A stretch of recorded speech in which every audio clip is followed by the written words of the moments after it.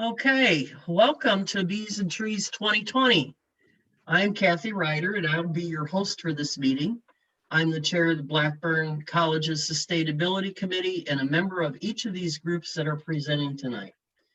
We are meeting this evening to share with you the activities and achievements of our area organizations that work on local environment to make it a better place for bees, trees, pollinators, and of course, humans. The COVID pandemic has made us all alter our plans and activities, but nature does not stop because of a pandemic. These groups have managed to continue their individual projects, and when combined, they produce a total effect that is greater than the sum of the individual parts. Our presenters for this evening are from Carlinville Bee City, USA, Mary Tinder, who is co-chair and organizer of the Make Carlinville Beautiful volunteer group, and Bill Link, who is co-chair and City of Carlinville alderman. From Carlinville's Tree City, USA, we have Paul Mahalik, who is chair, Tracy Bilbrook, who is a committee member, and Lori Hopping, who is a committee member and a representative of the Carlinville Park District. From the University of Illinois Extension Macoupin County Master Gardeners, we have Paula Robinson, who is chair.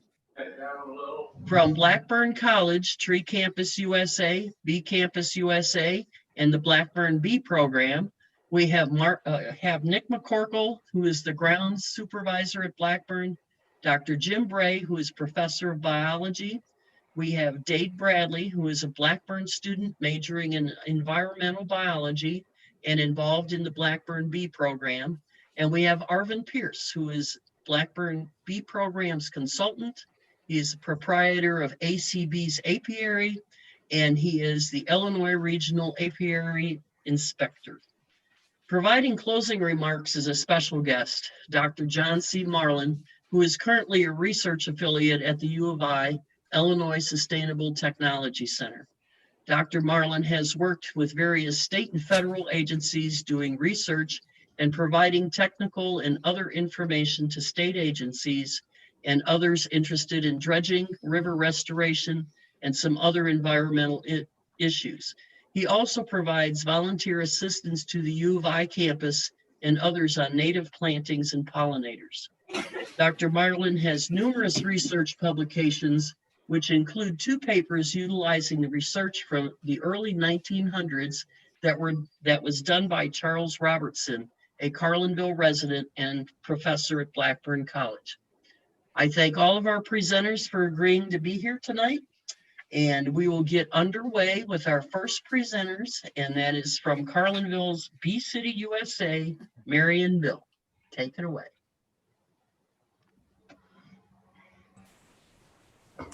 Go, Mary. Mary and Bill. Go, Mary. Unmute, please. Unmute, Mary. I thought I did. Now, Okay. Are we good? You're good. All right. Well, Bill, you should have gone first because now you'll never get a turn. So I'll do the best I can. I thought rather than review too much, because I think most of you probably know the kinds of things that our groups have been working on, that I was going to focus more on what are we thinking about doing next year, and maybe I'd let Bill go over some of the other things that he's proud of that we have been working on. If that sounds okay, we'll go at it from that angle. We did over the last 2 years put in about 650 pollinators within the city of Carlinville on multiple gardens, and I won't go into more details than that other than we had a great time doing it. We had about 48 sites and 40 sites and 48 site stewards who help maintain those gardens. But some of the exciting things for next year are that we intend to put in a few more gardens, and one that we are in process of talking with the city about is a garden to honor our mayor, Deanna DiMuzio, who is so involved in helping us get up and running with our pollinator efforts. So we've made a request to the city council to start the discussion about where they'd like to see this happen. And so if you and others have ideas for what you'd like to see, please let us know. And we're waiting for some feedback from the city council and the mayor, and Bill may have more on that for you. I'm not sure at this point. So the second piece of that, which just came together today, is that we will have some money to work on for the pollinator trees, shrubs, perennials, whatever we decide to put in. As soon as we can decide where is this going to be. I did get a grant I had applied for, and so I'm going to get about $1,000 maybe by the beginning of the year. So we'll have some funds to work on, and I'm thrilled with that. It's going to come from Walmart here in Carlinville. The other piece of new information is that we are hoping that we are going to work again cooperatively with MJM on a wildflower prairie. I'm just using those terms loosely, but it's going to be, in other words, a garden that's not too wild, but it will be out near the current new building out on the Shipman Blacktop where the welcome sign is. And we're in contact and in the planning stages of that with the CEO, and that's looking very promising. We're going to use some of the seeds and things that we've had from other gardens before and share and put some more natives in there, and also working with some master gardeners on that. Okay, I better be quick here. Is there anything else? Take a look tomorrow if you get a chance at the new welcome sign color. Gary Tips painted it just yesterday, and you'll see that promoted on Facebook, but there's a flying flag out on the new sign out by MJM, and it's going to look awesome. If there's anything else other than the survey that we kind of talked among ourselves about, surveying residential gardens to see who has nice little pollinator pockets in their yards already. Julie Benty was the only person that I know of so far that has volunteered to be involved in that survey. I know Kathy mentioned that maybe we could have an intern work with us as well, but that's going to happen. And then Bill Link added the idea of maybe a contest and some prizes to follow. So it's all preliminary, but those are things that we're thinking of for spring. And I'm going to let Bill take over. Go, Bill. Yes, we do have the prizes, but we don't have anything else. Okay, that's good. That's a good start. I'd like to say, what Mary touched upon. Our mayor, Deanna DeMuzio, passed away a couple weeks ago, and she was a major supporter of all our efforts for every group in this presentation. And we're going to miss her, but our acting mayor, Sarah Oswald, is a big supporter too. So I think we're just going to continue growing the city of Carlinville and the whole area. A couple projects I'd like to talk about. One is the plaza sign. That's going to be a major planting out there. We've done some planting, Grandma Wilson's garden on the south side of the plaza, but where the new sign is, with the Route 66 theme, that's going to be giant. It's a large presentation or large planting, and we'll need all kinds of volunteers. Hopefully the pandemic will have eased and we'll be able to get together, because part of the fun of this group is that we get together and work together, and we exchange ideas and make things happen. A couple of things that I'm really proud of. One is the train station. That is unbelievable difference. And if you'll go to the City of Carlinville website or carlinvillebees.org, you'll see the transformation of the train station, what it was in 2019 to what it is today. And it's simply amazing. Granny Wilson's garden is another one that's turned into, it was just a parking lot, and now it's not. It's really, really beautiful. I think that's, we've got a lot of good plans. We've got a lot of participants. One that's a work in progress that you'll have to keep an eye on is at City Hall. We did a lot of volunteers came and did some removal of our bagworm farm, and we did some replanting, and that has really taken shape. It's going to be much better when spring comes. It's going to be unbelievable. I would, and finally, I guess I'd like to mention our website, harlanvillebees.org. There's all kinds of things to look at there. You can keep tabs on progress. We'll take volunteers of any kind. We don't care how old you are. We don't care how young you are. We've had some work done at the train station with 5-year-olds. We have had football players down there working with us. We have had everybody, and it's just been a great community effort as far as Bee City is concerned, and make Carlinville beautiful. So with that, I would like to thank you, everybody, for attending, and we pass that on to the next person. Thank you, Kathy. Thank you, Mary and Bill. And now I'll ask you to mute yourselves once again. And we will move on to our next presenters, who are from Carlinville Tree City, USA. And that's Paul, Tracy, and I hope Lori has joined us. Take it away. Okay, my name is Paul Mahalik. I'm chair of Tree City. I've been on it for about 6 years, and I'd just like to say I've never been more excited and enthusiastic about what we've been doing. I think we're starting to make real progress on our forest canopy in our community, and I think there's 2 major reasons for that. One is the team that we've assembled over the last couple of years. I'd like to talk about Lori Hopping and Tracy Bilbrook, who are our park board outreach people there.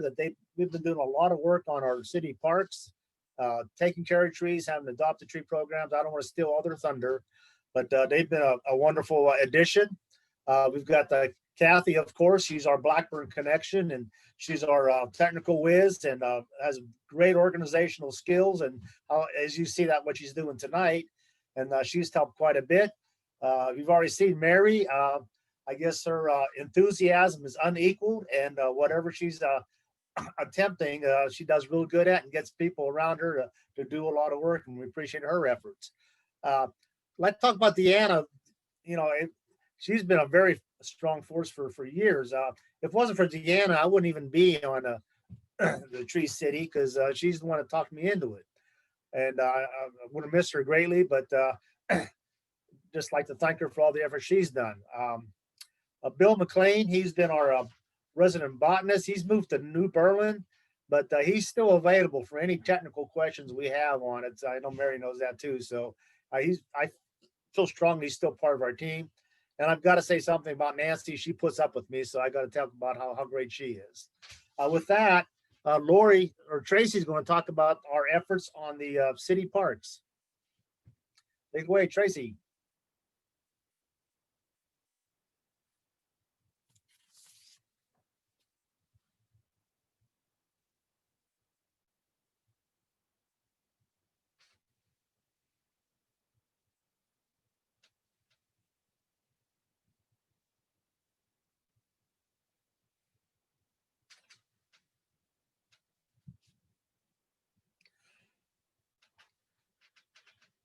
Tracy is having technical difficulties with her computer. She cannot unmute her computer, and I cannot do it from my end. So, okay. Well, why don't I just take over? You or Lori need to take over. Okay, Roy, you want to try it?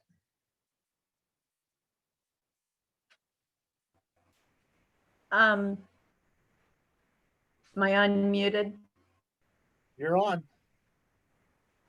Hi, I'm unmuted. Okay. I'm Lori Hopping, and I'm talking. Oh, it looks like Tracy's on now.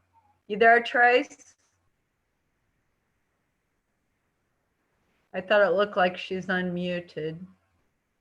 You there, Trace?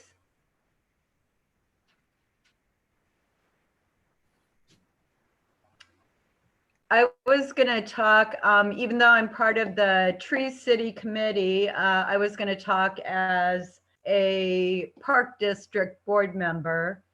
And I just wanted to make everyone aware that Carlinville is very fortunate to actually have 6 public parks in our small community, which I think is a really big deal.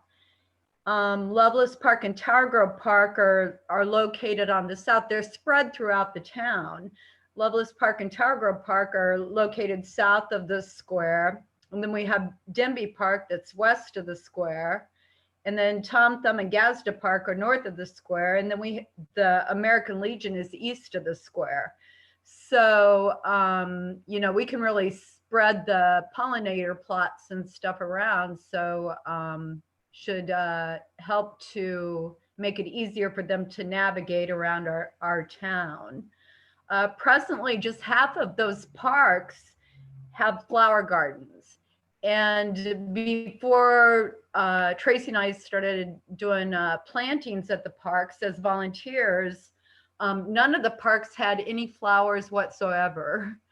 The tree inventory of the parks has been greatly improved because of Tree City over the past 3 years. And it's due to the collaboration of Carlinville, Tree City, and the Park District. So all 6 of the parks have large and small areas appropriate for pollinator habitat to be developed. The possibilities are vast. Out of the American Legion home, we have a whole hillside that could be changed into a wildflower garden. And there's a big field in between Walmart and the park that is owned by the city that could also be developed. So anyway, there's all kinds of possibilities out there. So I think Tracy is back on.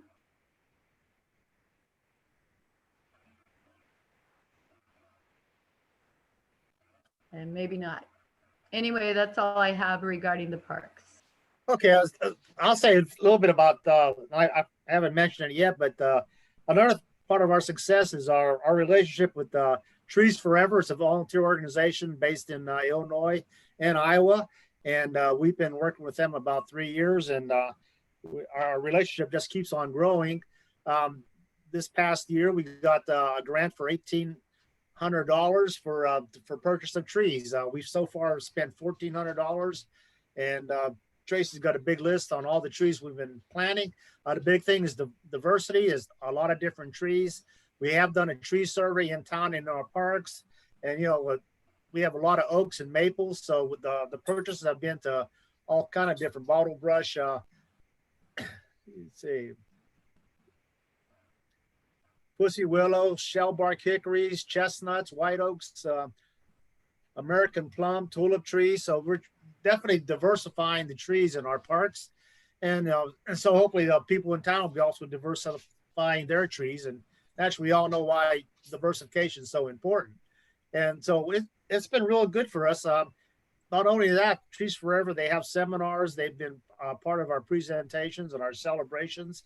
I guess Kevin Bennett was our contact. He's moved on, but we got a new gal, Debbie Flugel, and we just hope we will just continue to strengthen that relationship, because it's been a really good and beneficial to us. In the future, we're going to be working with energy credits, as far as using energy credits to plant trees and get energy credits for that. And so that gives us more money to plant more trees. So that's going to be a good thing in our future. Anything else to add, Lori? Oh, talk about adopt a tree. Nope. Yeah, I think without Tracy doing her part, I think we did pretty well. Well, I guess one thing that I thought was a very successful thing, we want to get the community involvement, and we've got all kind of groups. It was kind of hard this year with COVID, but we have a lot of people helping us take care of those trees in the parks. And we've got an adopt a tree program, and a lot of them are very young to the very old, and that's shown them a commitment of this community to take care of our trees. And I think we hopefully that grows here in the future also. Okay, anything else? Tree No. City? Nope, I think we're good. Okay. Well, next up is the U of I Extension Macoupin County Master Gardeners. Paula? Time to unmute.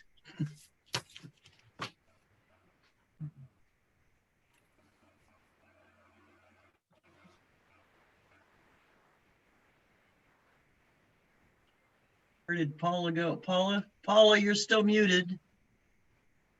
Unmute yourself, please. Hey, there we go. Okay. That better? Okay. I was saying it's so nice to talk about gardening because all of us enjoy it. We like our fellowship with other people who are gardening also. So this is very important. The Master Gardener program's been in Illinois since 1975. And at this time, we have 27 current Master Gardeners. And over the last 30 years, we've had 200 volunteers take the class. It's two-way. You can take the class face-to-face training or online. And we will be offering a class this winter starting in January. So if you know someone who might want to volunteer, contact the extension office or you can contact me.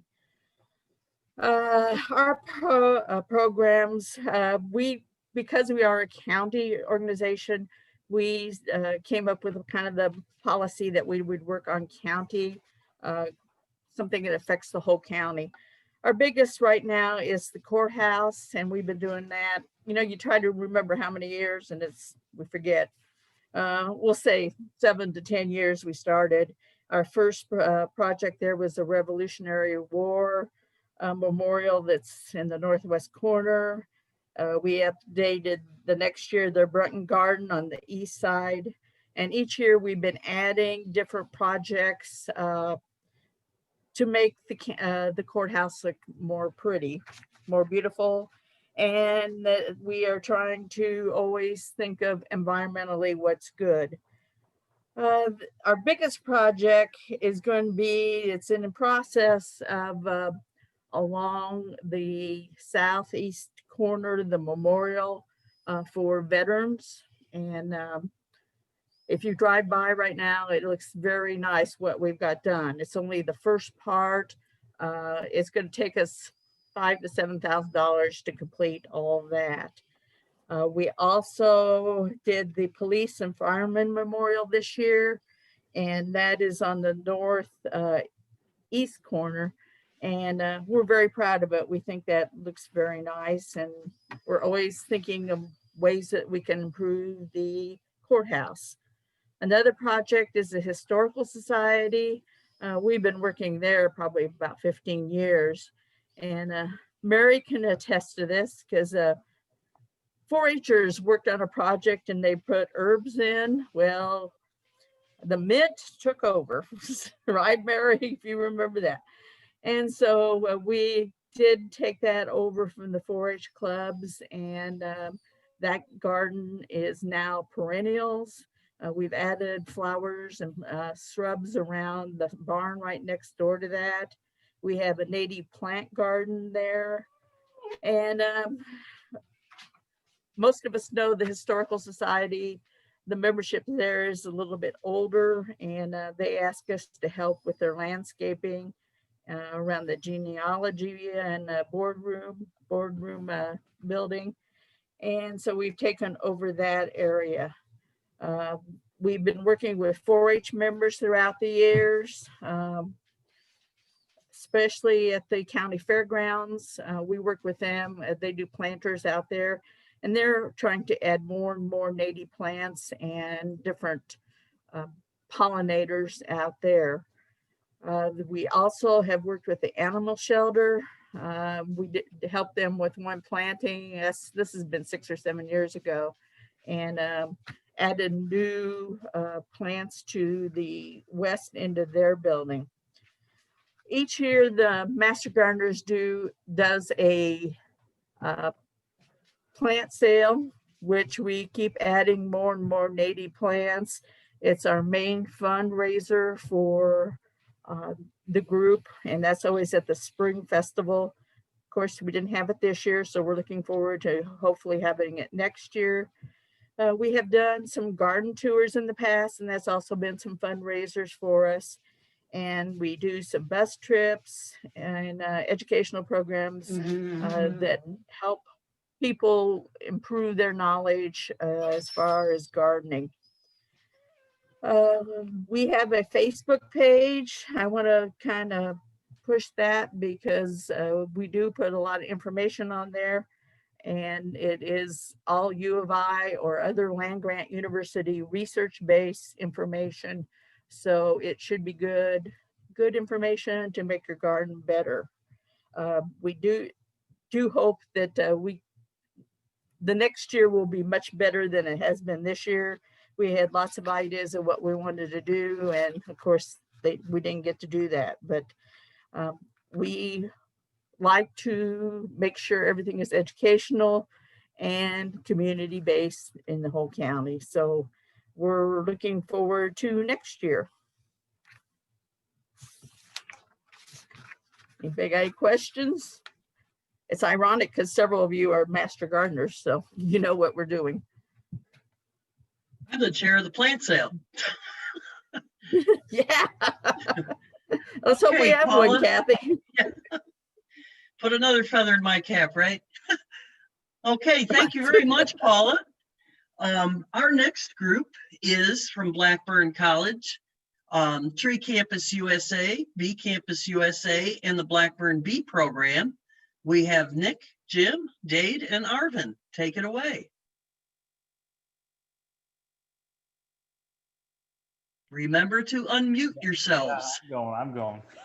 For those of you who don't know me, my name is Nick McCorkle, and I'm the ground supervisor at Blackburn College. On the 5th of this month, I actually started the beginning of my 3rd year there, so I've been established enough now to kind of get the hang of things and know what direction we want to go with landscape improvements and things like that. I'll go ahead and start off talking about the 5-year plan that I came up with shortly after I started working there. There was a big need for curb appeal, trees, shrubs, things like that, and just general maintenance. So I came up with a 5-year plan that had an emphasis on 115 trees over the next 5 years, and then adding landscaping to a lot of the buildings. Sorry, my eyes are burning. Into the prominent areas of campus, Bothwell, all the residence halls, things like that. So we came up with a 5-year plan, and we've slowly started to implement that. One of the big things was the trees. And as of right now, we have planted 113 trees since April of 2019. And in those trees, I know Paul had talked about diversity, and that is a big thing that we're trying to incorporate with all of our plantings. You think back to emerald ash borer, Dutch elm disease, things like that. A lot of the overplanted trees from several years back, you get one bug that comes in there and then it wipes out everything. So we want to try to avoid that and have as diverse of a tree population as we can. So to kind of break it down for you, we have, out of the 113 trees that we've planted, we've had 17 families of trees. And then out of those 17 families, we've had 46 different cultivars. So generally, they talk about a 15-10-5 ratio. So you want 15% of, no more than 50% of one family, and then no more than 10% of a genus, and then no more than 5% of a specific species. And right now, we're pretty oak and maple heavy on campus, but we've worked to plant other trees that maybe aren't as well known or widely planted. Catalpa,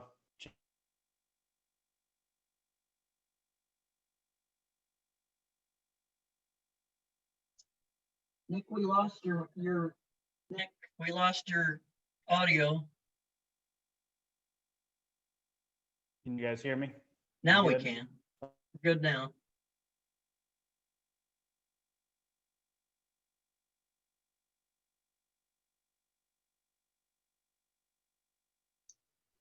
We lost you again, Nick. I think we lost his whole connection. Oh, we good? Can you hear me again? Well, you're freezing up a little bit, so Am I? Okay. try again. All right. If it cuts out, just wave and I'll wait until it gets back going again. Gillespie doesn't have the best internet. Blackburn being a work college, the students will do a lot of the work on improvements, maintenance, things like that around campus. So far, the total tree care hours since January 6th of this year has been 443 and a half, and 304 of those have been student hours.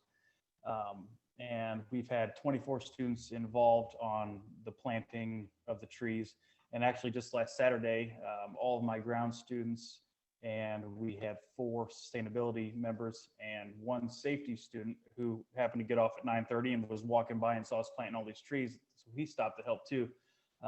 So it's not just the ground students that are working to improve the campus. A lot of other students, they see the need and they appreciate what we're doing, I feel like, and they're very positive with what we're doing and they try to help when they can. Landscape improvements, that's been another part of the 5-year plan that we've been working on to beautify the buildings that we have. So far we've been able to do 2/3 of DCC. Depending on how this COVID stuff lines out, it's going to depend if we get the north side done or not. I'm hoping we get it done before winter, but time will tell. So we've managed to get 2/3 of DCC done, and then we renovated the Phoenix sculpture. That was one of the first big jobs we had done. And right now we have a design done for Lumpkin and Rameh area. We're going to be doing phase 3 renovations in there. So we were hoping to church it up a little bit, make it look as good as we could with the renovation. And we also have designs being done for Butler and Stoddard because that was the next part of the plan. So we always try to incorporate as many flowering plants as we can. I know Arvin appreciates that. So anything we can do to blend everybody's wants together to try to come up with a common ground and common goal, you know. So other than that, I don't have a whole lot more to talk about on my end, minus the pollinator stuff, but I'm going to pass that on to you guys and you can talk a little bit about that. So that's about all I've got.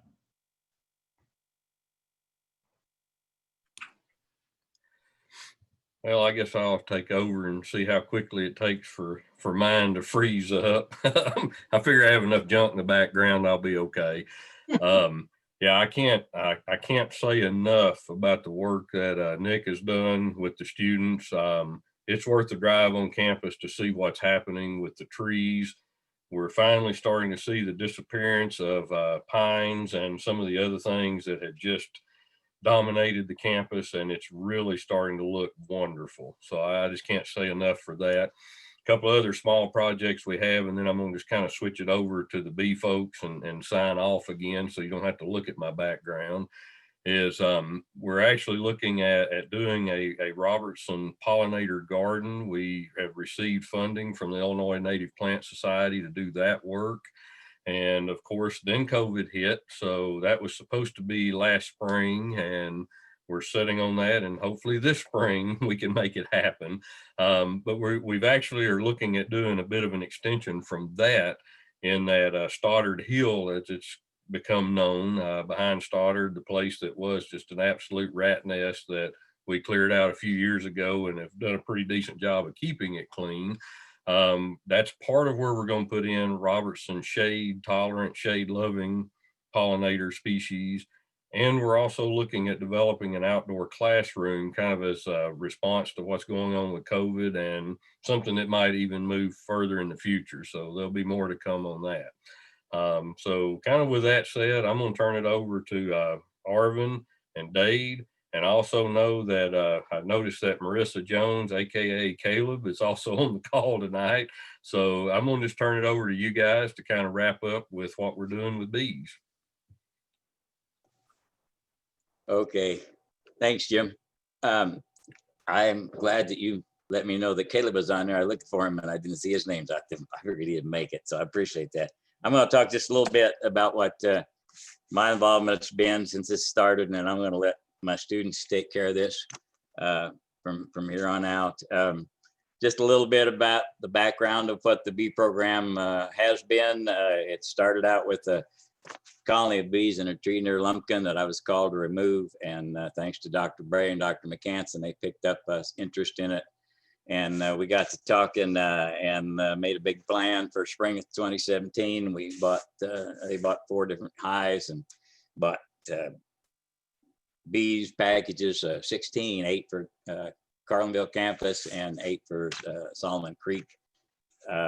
We found out, without going into too deep, we found out the bees didn't really care for some of the hives we used, and they vacated them as soon as they could. And we tried to put more swarms back into them, and they left them again. So we quit wasting bees on those, and we just settled on the regular old Langsworth beehives for a while. The first year, we had, I don't know, I know some of you out there, a few of you received an email from me today, kind of a state of the bees thing for Blackburn bees. And I'm just gonna, probably the easiest thing for me is just pick the highlights out of that to make sure I remember everything. But in the spring of 2018, after we went through the first year, I'll get back to that, I guess. We had, 4 students from the field biology class were involved in the hives in the fall of 2017. We just did some general beekeeping instruction. We worked on photographing and examining pollen grains, did some weighing of the hives, winter preparations for that year. We did manage to extract some honey, and we only went into the winter with 9 hives out of our 16. But in the spring of 2018, we purchased 4 more packages, and we set up swarm traps out at Solomon and at the campus, and we captured 4 swarms. So that kind of helped our hive numbers. That fall, again, there are 4 more students in the field biology class were involved in the hives. Again, doing the same microscope work, pollen samples. So we did at that time start checking bees for a couple of diseases for nosema and some parasites, trachomites. 2019 season was pretty much the same. We extracted more honey. We got into the winter with 12 hives. We did good that winter. Another 4 swarms were captured with our swarm traps again. We have harvested over 200 pounds of honey this summer. We have now 16 hives. We got 13 on campus and 3 at Solomon. And my 2 students will be talking to you here pretty quick. They're actively involved in the project, Caleb and Dade. While I'm talking about Caleb and Dade, I'd like you to know that I registered my 2 beekeeping students as official Illinois State beekeepers. So that was kind of nice to have them. They're official beekeepers now. Got some hives of their own. It's been interesting there. We've done a lot. We have our own bee room now. We've increased our supply of bee equipment. We've made, we've used the microscopes to examine and photograph pollen grains. Bee diseases, we've experimented with different types of varroa mite treatment. We maybe one of the guys to tell you about our test for surviving. Well, let's call it a water treatment for mite control. We did attempt to raise some queens, but it's really late in the season, so we didn't have very good luck. Hopefully in the spring will be a little better. We've given presentations to local kindergarten classes in Mahan, which was always fun. And last September, the campus apiary was among 24 in Illinois that was sampled for the National Honeybee Survey. So that was kind of a treat. We did try, again, the COVID, we tried a new pollinator biology class in spring of 2020. And just as the flowers began to bloom, everything had to shut down. So we weren't able to follow through on that, unfortunately. All the beekeeping activities haven't been on campus or with Solomon. My position is apiary inspector for the state, and my activities of removing colonies. So it's got me started down there. I was able to take some beekeepers with me over the few years we've been doing this. Unfortunately, Dade had to be sent home for the COVID last summer, so Caleb was the only one that come out with me. We were fortunate enough to I was asked by the Lincoln Home National Historic Site to put a couple of hives there last fall. I got to talking with them, and they wanted period type hives if they could get them, and got looking around and found a blueprint for an 1852 Langstroth hive. It was one of the first, that was when the Langstroth, the regular white boxes you see, that's when they were first patented. So I got talking to Dave and Caleb about it. We all thought it'd be a good idea if Blackburn had one too. So instead of building just 2 hives for Lincoln's home, I built 3. Actually, Blackburn, I believe, has the distinction of likely being the only campus in the state and possibly anywhere to have an active functioning 1852 model Langstroth hive. So, and Caleb and Dade also helped with the care of the 1852 hives at Lincoln's home. That's kind of the bee project, I guess. I guess the big question is, where do we go from here? I think more of a question should be, how far do we go? Who's going to limit us? Who's going to stop us? How much will we be allowed to do? Not many campuses have the setup and the potential that we have here. Caleb and Dave and I, we talked a lot about this, and we all agree that we could just continue as things are, but we also agree there's a whole lot more that could be done here. After all, you know, we do have the distinction of being a bee campus. I believe we were the second one in the state, and we're not only just a bee campus, we are a bee campus in a bee city, which I believe was the first one in the state. So to me, that really means more than just having a couple of beehives you can say you got, and maybe a flag you can wave around and say, hey, I'm a member of this. You know, we can, my goodness, we can really do a lot here. One of the first things that Caleb and Dave and I have discussed is that we need to get more information out to the Blackburn people. I'll let you talk a little bit more about that. They'll talk a little bit more about that. They've already made some moves. Just as a note, we have a library of over 360 gigabytes of photos and 4K videos that I've accumulated over the years that we've been doing this. So that would be really great to be used for PR or any kind of promotions. Kathy, I believe, has uploaded them on the Blackburn server down there somewhere. And if not, I have a couple of copies of it, and I'd be more than happy to share whoever would like to have one. We've talked about putting up an observation hive, and Dave and Caleb have come up with some excellent ideas on that. We're working now on the details. Hopefully we'll put it there in Mahan on a hallway and a window. It's going to be real beneficial for just letting people on campus know they're there. A lot of people use that hallway. I think that's going to make a lot of people stop and go, hey, what's going on here with these? It's going to be can be used for special events and campus tours.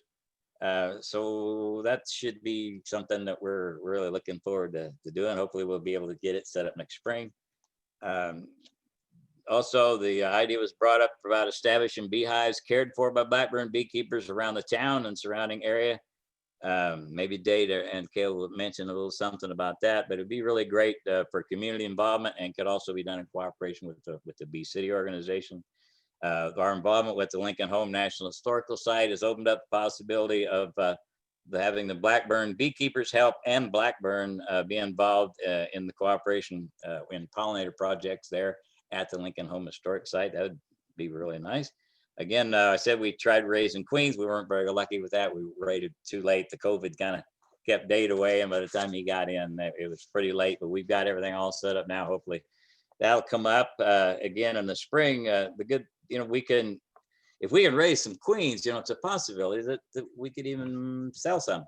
People are always in a market for good queens in the area.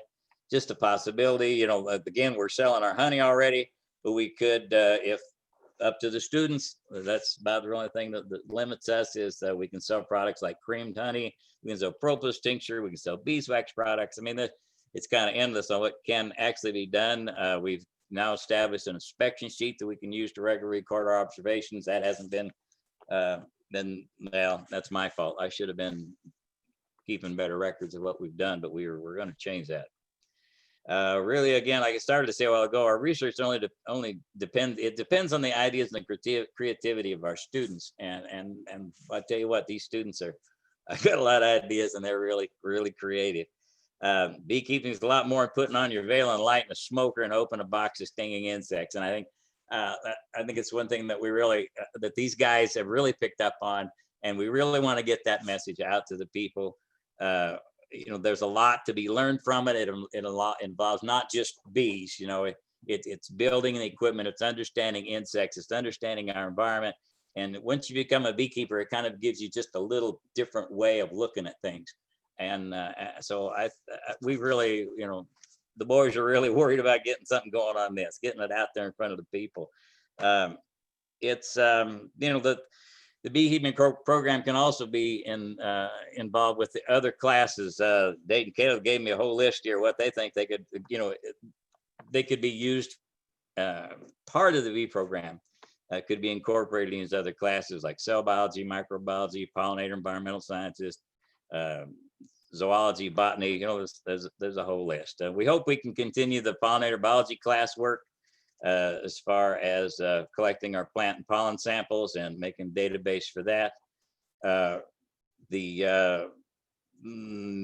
Let's see, we need to, yep, there's about that.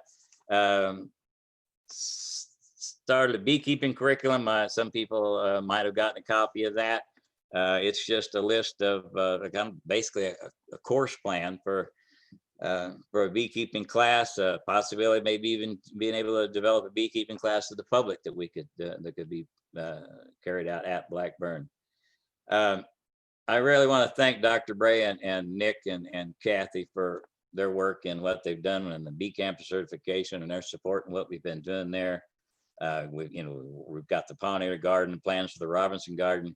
But I think probably possibly the most difficult thing, as it is at Blackburn, it is pretty much anything else, is changing the mindset of the people that are there. And I'm really glad to see Nick and listen to him talk and hear about his plans. That's been the biggest challenge. I think, you know,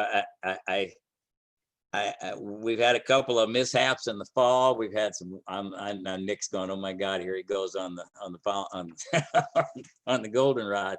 But we had the great fall crop out in our walnut grove that was mowed down 2 years in a row. And I'm not going to throw Nick under the bus. He had nothing to do with that. But hopefully that'll be the last of that. Man, I still hate to see the soccer fields out north. I've got pictures of beautiful oceans of white Dutch clover out there in the spring, and hopefully the native plants in the solar field will make up for that. And then I guess this is where I love to hear Nick talk about this, but I'm going to tell you that I don't think I'll really be satisfied until Blackburn is known as the Prairie Bee Campus. If you haven't heard me say it before, that a well manicured lawn is like a desert to pollinators, and there's a lot of well manicured lawns around Blackburn right at the moment, and most of those places, how many places in that open area is even a foot stepped on? You know, I mean, there's areas out there that nobody ever uses or walks on or touches. So that would be a great place to just kind of fill up with pollinator plants and just make it a nice prairie campus. You know, all of that could be pollinator wildlife habitat. We don't really have to drive out to Solomon Creek to see it. I mean, it's a nice, great place, but it'd be nice to have a little bit more around the campus.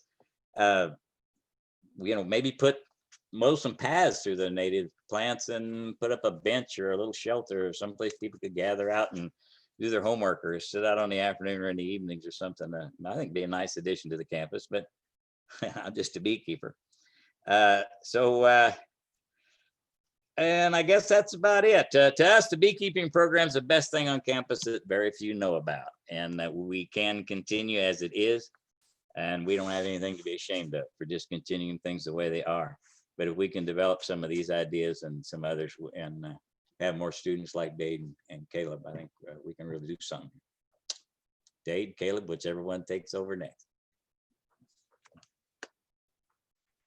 I'm Dave Bradley. This is my second year working with Arvin and in the bee program. And before this, I never even opened up a beehive. Couldn't even tell you what a honeybee looked like compared to a normal bee. So just how much I've learned from, I kind of jokingly say that this is my favorite class here at Blackburn, is working with the bees. But it really has taught me a lot just in general, working hands-on with Arvin and Caleb and with the college in general. And kind of like Arvin has already touched on, the bee program here on campus is kind of largely unknown, and so many students really don't even know that we have hives here on campus. They just know that we get honey in the bush over each fall, and it's a nice thing to have, but really our program is a lot more than that. And so I guess that's just really our biggest goal right now, is to get a bigger voice on campus and to gather more attention from students who might have interest in this and could also have involved in some way with our program. Right now, kind of to get that done, we're working on setting up our own website and getting featured on Blackburn's website, having our own page on there. I believe we'll also pretty soon be featured in Blackburn Update magazine. I know we've been reached out to for an interviews to get something put in there, which I was really glad to hear about. That'll be just really a great thing for the program and for the campus, I think. And just, I really think that what we have here is something really special and unique. We were joking earlier how just we have so many hives here on campus. We have 16 hives managed between the three of us, but it's something that no one really knows about, not really on campus and let alone outside of campus. And we just really think it's something that we could be recognized for, really in Illinois probably. And more importantly, you know, we're a small school doing this, obviously just the three of us and 2 students, and that's kind of the biggest thing, is that it's entirely student run. So it's really unique in that aspect, and that you have students working in these hives and getting hands-on experience. We'd also like a bigger role in the surrounding community, but I'm going to leave that to Caleb to talk about, who's the other student who works with me in Arvin. Yeah, thanks, Dade. And thanks, Arvin and Kathy, for putting this on, and everyone else that's joined in on the meeting this evening. My name is Caleb Rieger. I'm a senior at Blackburn, and this is my 3rd year working with the bee program and working with Arvin there. I'm gonna try and not touch on the same subjects that have been touched on with the bee program, and we just covered a lot of stuff between Dr. Bray and Arvin and Dade. But some of the main things that we've got going on right now that we are trying to get off the ground and get more involvement with the community is we've got an observation hive that Arvin had mentioned that we're in the works of getting put into one of the windows on campus, and then right outside the greenhouses we're going to have another pollinator patch.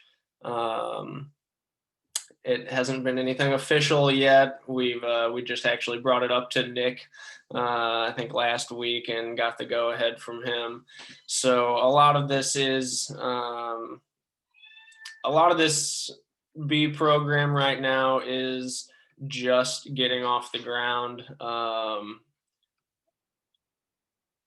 which good and bad. You know, we've got so many great ideas and so much potential, especially with the backing of the city of Carlinville being a bee city as well, and being on board with the environmental mindset that I think the majority of Blackburn is on board with as well. In addition to the observation hive that we're working on, Dr. Bray had mentioned all the other pollinator patches on campus, and then we're hoping to eventually create some sort of community outreach, community engagement between individuals within Carlinville and around Carlinville that have beehives. Whether that is just having Blackburn students involved with the general upkeep and taking care of the hives, or whether that is, you know, being the hub for knowledge and information that we're trying to that, you know, people might want. I'm trying real hard not to reiterate some of the exact things that Arvin and Dade have said, but again, yeah, we just for the first time got the bee program into the community. This past Saturday, we were in the Carlinville Market Days. Unfortunately, it was the last one of the season, so we won't get a chance to do that again until April. But given the lack of preparation that we had to get in there, I would say we were very successful. We sold a couple cases of honey, and more than anything, just got to talk with and meet some of the community members and let them know that, hey, yeah, Blackburn does have a bee program, and not only are we just selling honey and have a few beehives, but we're genuinely trying to build this into something more and collaborate with the city and with the citizens and community members that have the same mindset that we do. So yeah, thank you all again for coming to this meeting, and I'm glad that we can get together and get these different committees and organizations sitting down and talking with each other. Because we're doing some really awesome stuff. We are, between all these different groups that are here tonight. I think we've got the potential to put Carlinville and Blackburn even more so on the map than they already are. Thank you very much. That was wonderful. Hope to hear more about the bee program. Keep me informed. Next up, we have our closing comments from Dr. John C. Marlin. So we're going to hand that over to him. Okay. Well, it's great to be here. I spent a lot of time down that way about 49 years ago, and maybe we'll spend some more time. I'm going to get into a slide presentation here. If I can make it work this time. We had some issues early on.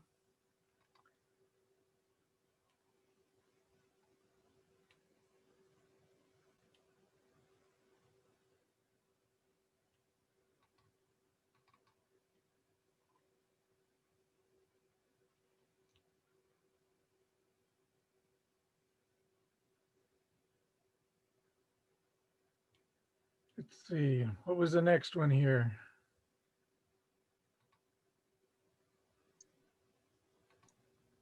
Yeah, click on slideshow, your presenter views unchecked, so you're good. Here we go. Have you got it now? Yep. Okay. I'm going to talk about encouraging native bee and plant populations in urban areas. And the main reason for the urban area emphasis is that the urban areas generally have hundreds, if not thousands, of individual landowners, each one with enough land to have at least a small plot of native plants, which can get a lot of bee habitat going in a very small area very quickly compared to other situations where an individual owner is farming up to 1,000 acres. A key book that everyone should know about is Bringing Nature Home. It emphasizes the importance of native plants, particularly for butterflies, moths, and birds. And of course, bees fall right in with that. And most of you who mentioned the efforts to diversify the tree species in Carlinville will find this book very useful. Here's an example of a big problem in much of the country. This is in Champaign County. You can see we have a highway, and then the roadside that historically had been full of native plants and what we would call weeds is now frequently basically a mowed lawn, and then the crops. It's basically a biological desert as far as pollinators, butterflies, most birds, and other critters are concerned.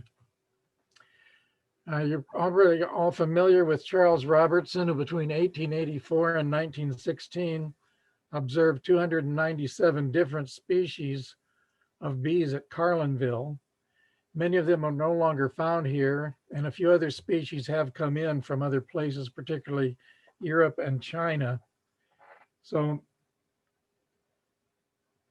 Restoring even small patches of native plants and habitat will make it possible for some of the surviving species to increase in numbers and repopulate the area. And this has been one of my focuses here at the Urbana campus. Here are some specimens in the Natural History Survey's bee collection that Robertson named after Carlinville and Macoupin County. So here you have Andrena macoupinensis and Andrena carlini. They're both spring bees. Here's a bee most people never see. This is an osmia. I collected it in 1972. It's in the state natural history collection with all of the data that I had to keep with the specimens when I collected them.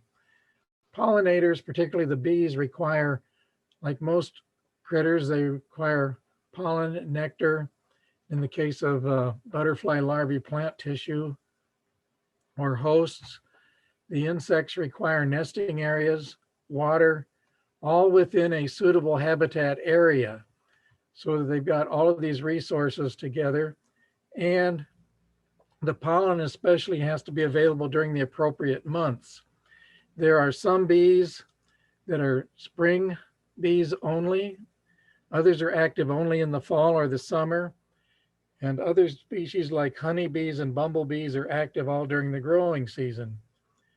Because of some of their needs, particularly for pollen and nesting, bees are especially vulnerable to man-made and natural disturbances. To give you some examples of why we're going to talk about certain plants, we have here Claytonia virginica, which is spring beauty. It was one of the most important spring plants, and it still is. It's an easy one to live with in an urban area that has a lot of trees. This plant supported 21 long-tongued bee species and 37 short-tongued bee species when Robertson did his work. Here's a plant which supported 17 long-tongued and only 5 short-tongued species. Bees are morphologically adapted in most cases to specialize on either plants with a long corolla or readily available pollen and nectar, such as asters. So this one is Penstemon digitalis. There are other plants that are important to specific bees. For example, there are roughly 8 long-tongued bee species that are found almost exclusively on things like pumpkin and squash or Ipomaea. So having some pumpkin or squash around your garden areas is a good thing if you're trying to diversify your bee species. One of the most common questions I'm asked is, where can you get reliable sources of native plants? And I'm going to mention a couple nurseries, and they're all listed at the end, so you don't have to worry about copying them down.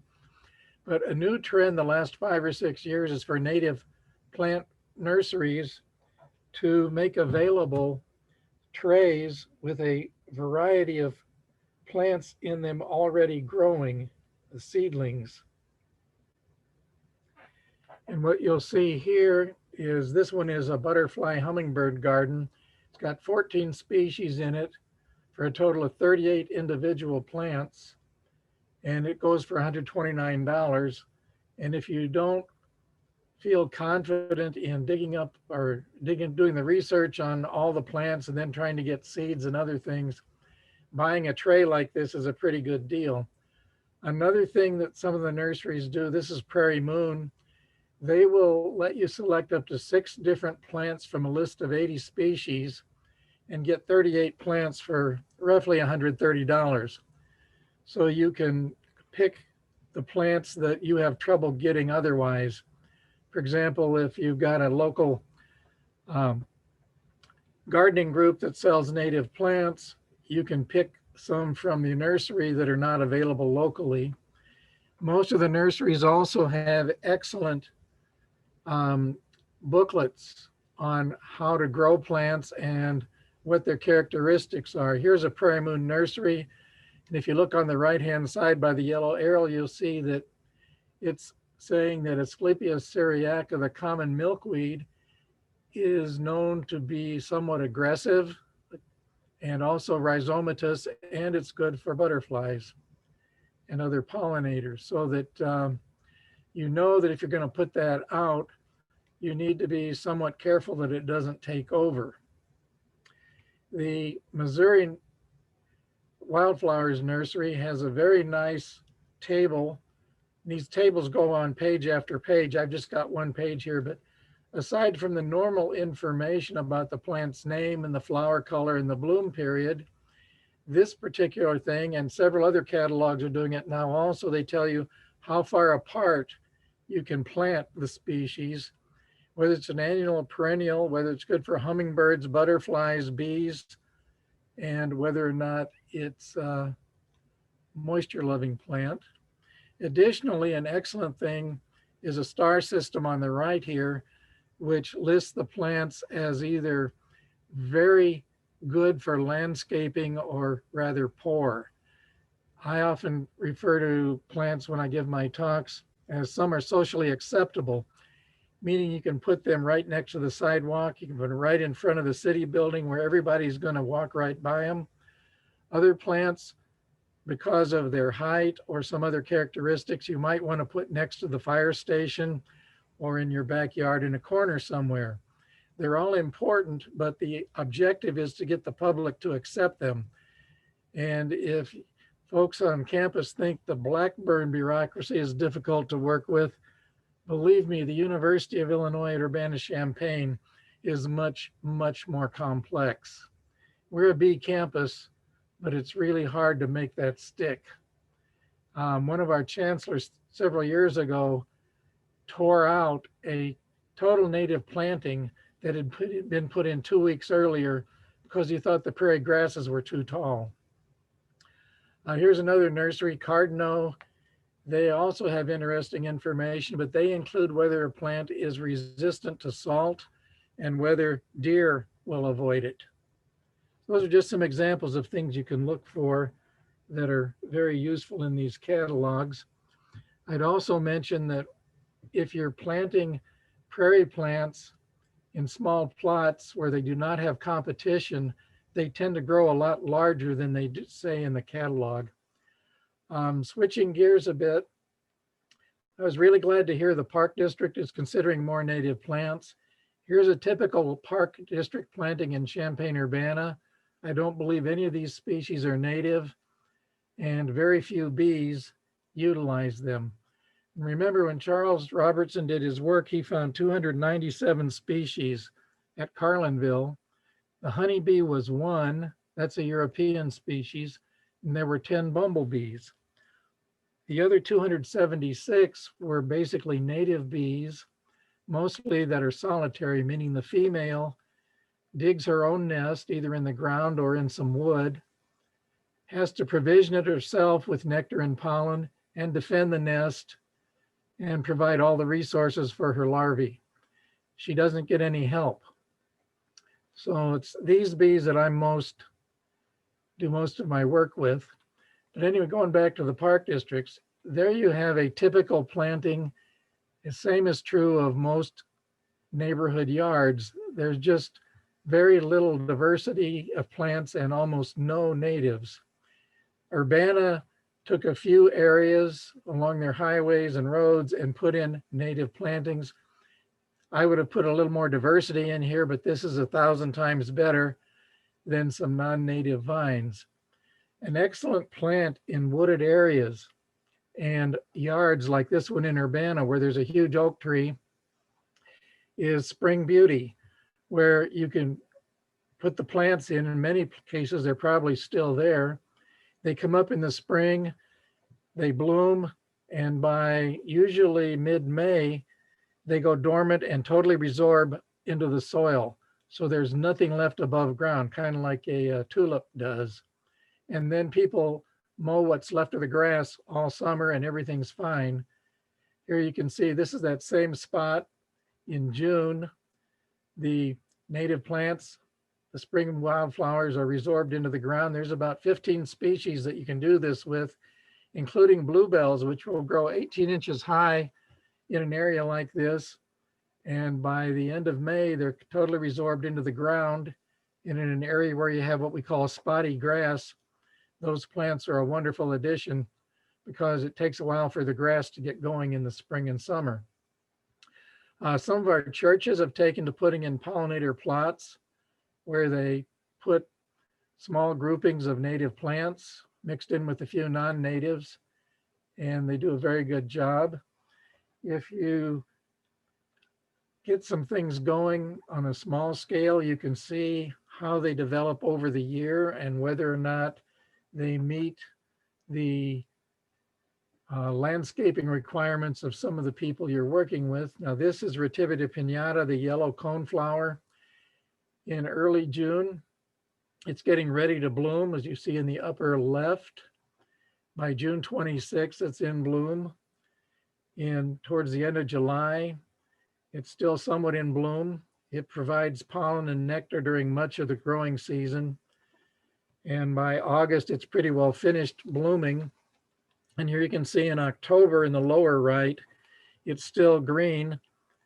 And if you want to prevent it from spreading rapidly, that time of year, you cut the seed heads off before the seeds drop.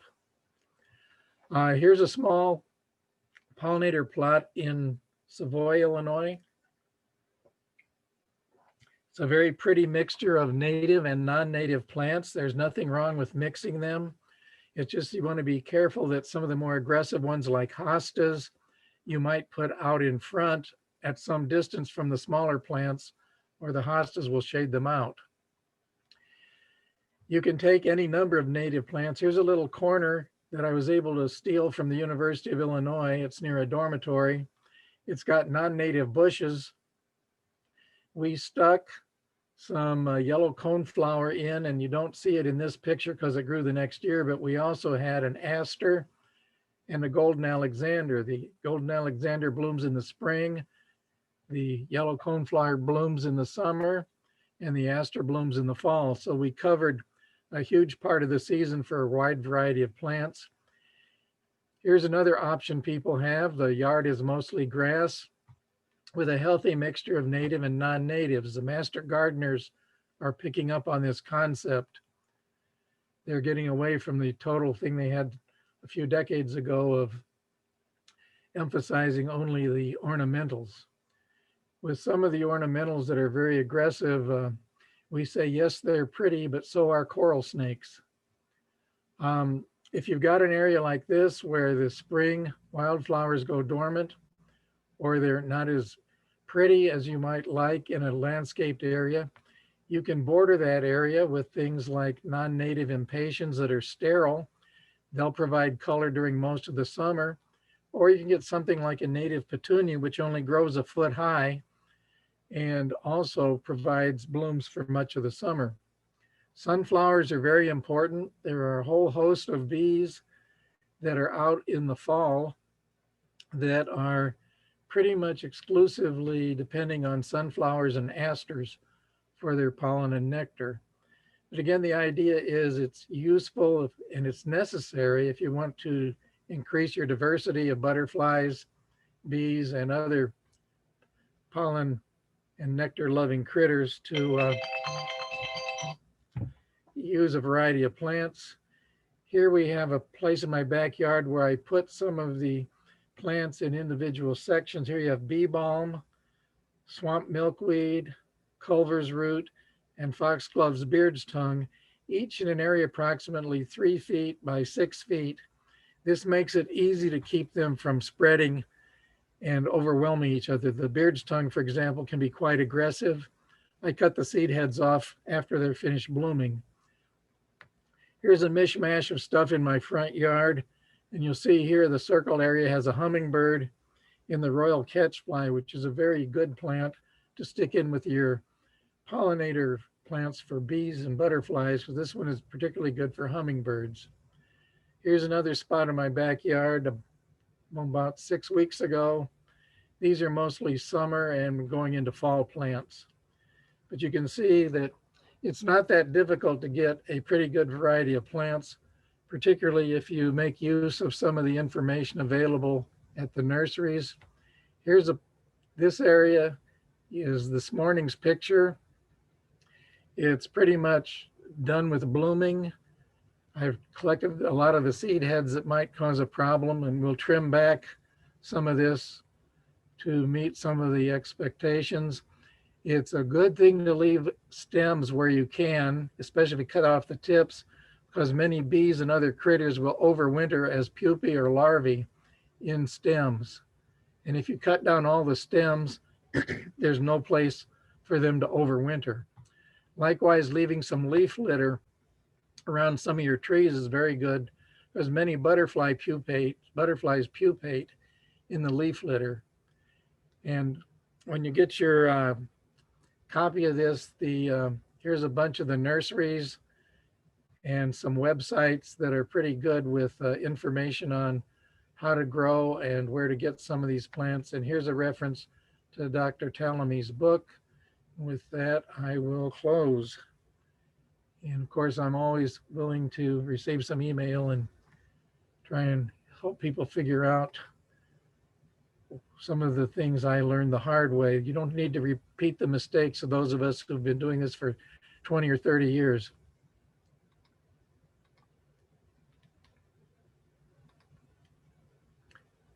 Okay, you got control again, Kathleen? I do have control.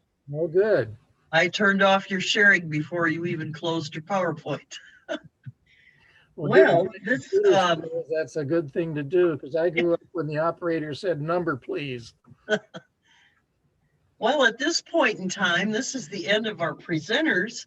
And if anybody has any questions for any of these groups, now's the time to ask. We've got a few minutes left. I didn't want this meeting to go over 90 minutes, so we have about 18, maybe, no, about 8 minutes left, I'm sorry. So if anybody has any questions, you can unmute yourself and ask away, or you can post it on the chat. So I might be doing a going, gone here if nobody's. Excuse me, Dave, did you say that there was a beekeeping class at Blackburn, or did I just hear that? We did have a pollinator biology class last semester, but if you're looking to get involved in the beekeeping program, we do meet once a week, and I mean, you're free to come out one day and see what we do. I mean, we're not really opening up hives now, but yeah, we still talk a lot about bees, and really a good idea of what we're doing. Yeah. Well, they're good. They're going to, bees are one of my primary focus as for what I'm planning on doing. So. Yeah, really awesome. I was about to say, so yeah, if you ever want to come out with us, I mean, sorry, I can't understand you. You're really roboting. Just stop me in the hall.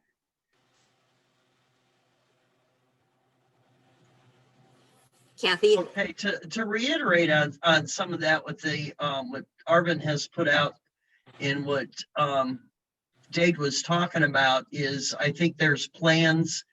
They put together the criteria for a beekeeping class, but I think that's still in the works. Correct, Arvin? Yeah, we can say that's one of the things moving forward. Is I like, and of course I'll let Arvin reiterate this again, is that, you know, I am amazed at what he and the students have done to build what we have, and we can do so much more. And that's really, I'm so glad to hear him say it, put it in writing. Now I can hold him to it. And of course, then he can hold me to my part as well. So absolutely, that's the kind of courses we could offer in the future. Sadly, our first attempt at a pollinator biology class ended with COVID-19, and me mailing slides and packets to students to try to finish the work. So we were not able to do the on-campus and off-campus projects and field work that I think a number of us were looking forward to. That just means we have to do it again sometime, right? Well, I audited that class to the point of when it went remote then. Right. Okay, any other questions from the audience? Well, if we don't have any, there's another note that I want to make. This may not be known by, some of you, most of you do know this, but Carlinville with Blackburn College is among only a few, if not only, the city that holds all 4 certifications. The 2 B certifications and the 2 tree certifications. So that is something that we have coordinated, put together, and that's a reason why we brought these folks together to share what everybody's been doing. And now you've heard it, and you can see that it's momentous. I mean, things are moving, and I see good things in the future. So in closing, that's all I've got to say. And thank you all to our presenters. It was wonderful. It was great. And we do have this recorded. Now we'll go through it, and we'll probably share it. We'll let you know. Thank you. Kathy, thank you for organizing it. Thank you very much. Welcome. Good job. You're very Very welcome. nice meeting. Okay, I'm cutting you all off now. Good night. All right, cut us Good off. Night. Good night.